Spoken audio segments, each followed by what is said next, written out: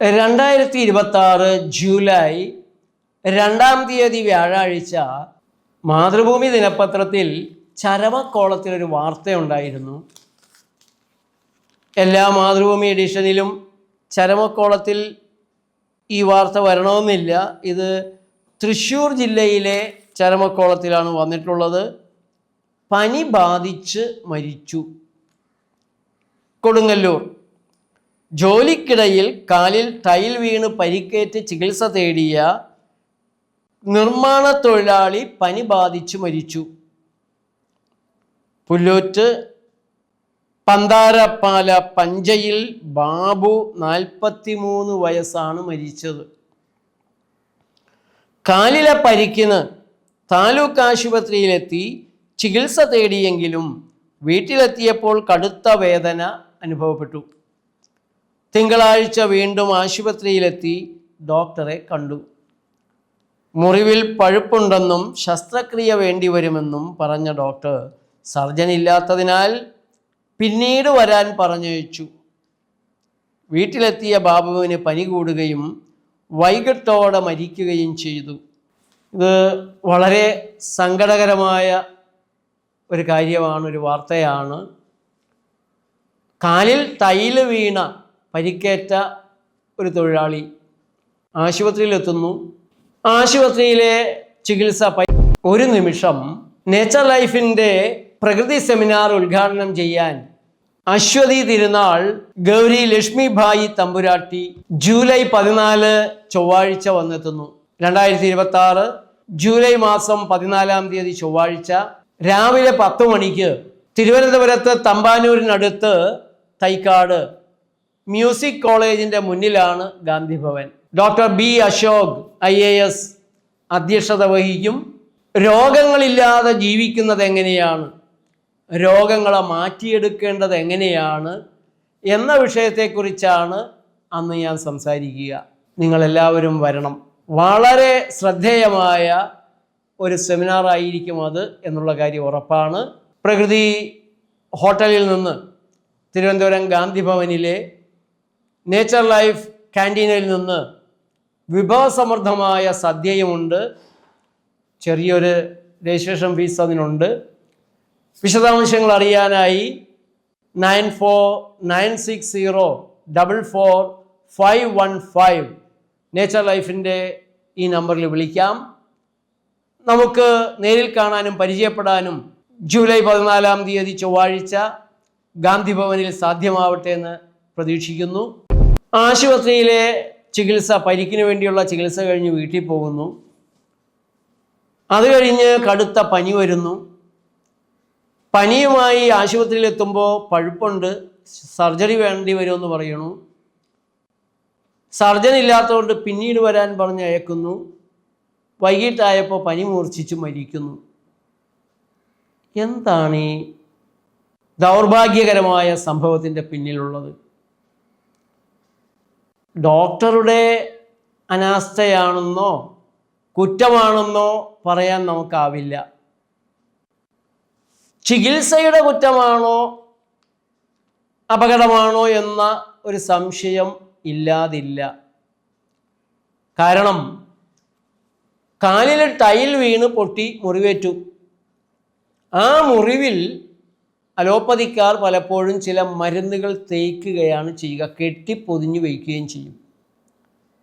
ഈ കാലിൽ പൊതിഞ്ഞു വയ്ക്കുന്ന മരുന്ന് അണുക്കൾ കയറാതിരിക്കാൻ എന്നെല്ലാമാണ് പറയുക. അത് വിഷങ്ങൾ തന്നെയാണ്. നാഡീഞരമ്പിലൂടെ ആ വിഷം കയറിയതാണോ പഴുക്കാനിടയായത് എന്ന സംശയമുണ്ട്. മുറിവുകൾ കെട്ടിവയ്ക്കുന്നത്, പൊതിഞ്ഞ് കാറ്റ് കടക്കാതെ വെളിച്ചം കൊള്ളാതെ പൊതിഞ്ഞു വയ്ക്കുന്നത് അലോപ്പതിയുടെ ഒരു സാധാരണ രീതിയാണ്. പക്ഷെ പ്രകൃതി ചികിത്സയുടെ രീതി അല്ല. ഇപ്പോൾ ഒരു മുറിവിൽ അണുകടക്കുമെന്ന് പറഞ്ഞ് വിഷങ്ങൾ പുരട്ടി കെട്ടിവയ്ക്കുന്ന അലോപ്പതിയുടെ രീതി ശരിയല്ല എന്നാണ് ഇത്ര നാളത്തെ 40-45 കൊല്ലത്തോളമായ അതിൽ 10-20-25 കൊല്ലമായി വളരെ ഇൻറ്റൻസീവായിട്ടുള്ള അനുഭവങ്ങൾ എനിക്കുണ്ട്. ആ അനുഭവങ്ങളിൽ നിന്ന് ഞാൻ പറയുക, അണുക്കൾക്ക് കടന്നു കയറാൻ മുറിവ് വേണ്ട. മുക്കിക്കൂടെ കയറാം, ത്വക്കിലൂടെ കയറാം, വാ തുറക്കുമ്പോൾ വായിലൂടെ കയറാം, ഭക്ഷണത്തോടൊപ്പം കയറാം, എന്തെല്ലാം വഴികളുണ്ട്. വെള്ളം തിളപ്പിച്ചാറ്റി നിങ്ങൾ കുടിക്കുമായിരിക്കും.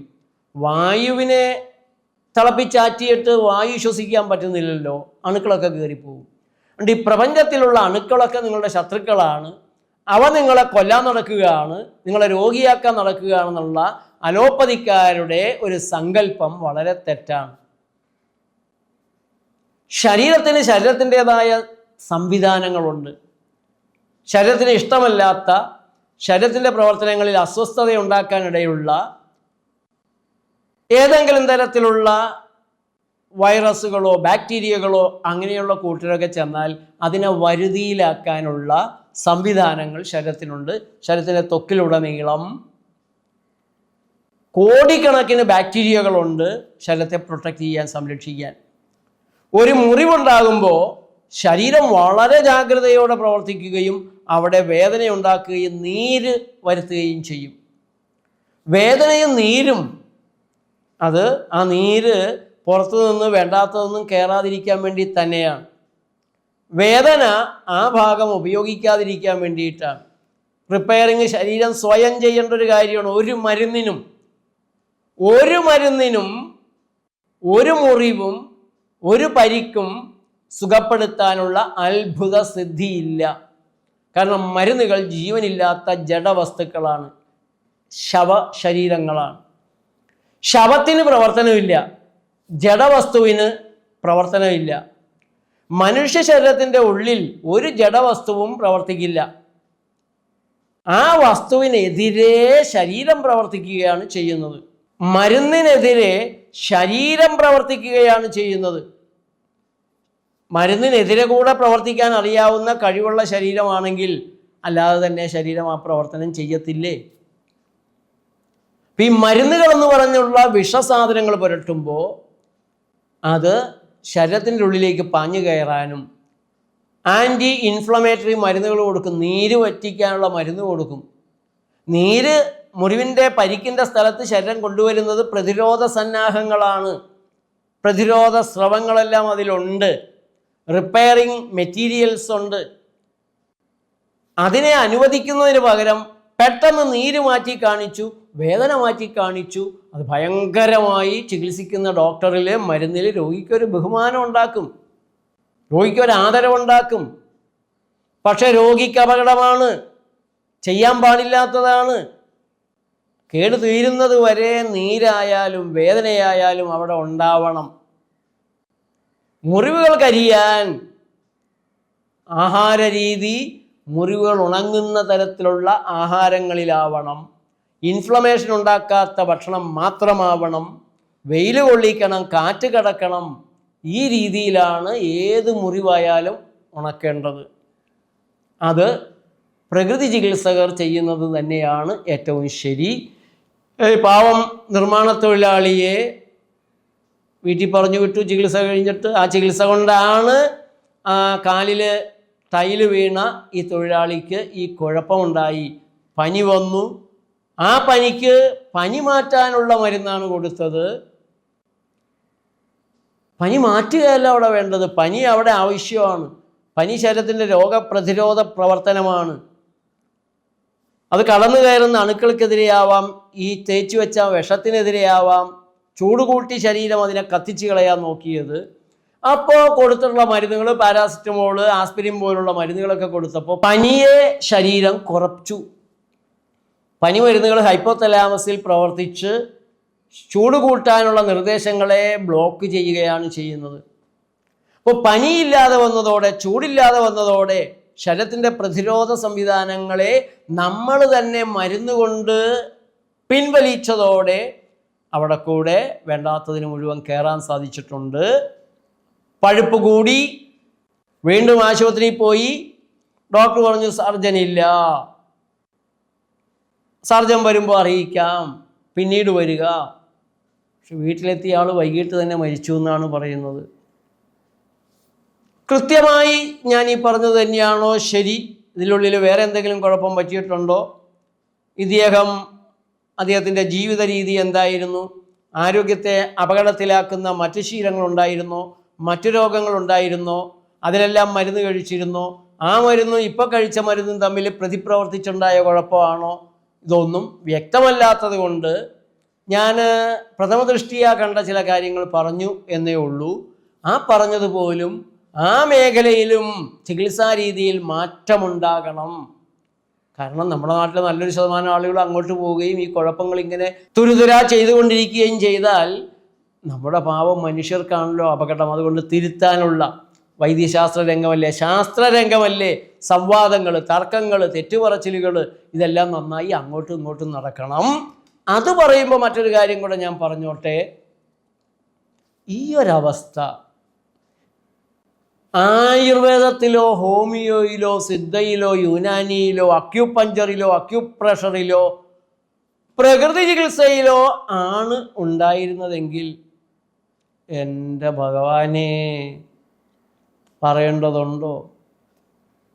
പോലീസ് കേസ്, പത്രങ്ങളിൽ ഭീകര വാർത്ത, ചികിത്സകനെ അറസ്റ്റ്, വേട്ടയാടലോട് വേട്ടയാടലായിരിക്കും. ഓരോ ദിവസവും ഇതുപോലുള്ള എത്ര മരണങ്ങളാണ് നമ്മുടെ നാട്ടിലെ ആശുപത്രികളിൽ ഉണ്ടാകുന്നത്.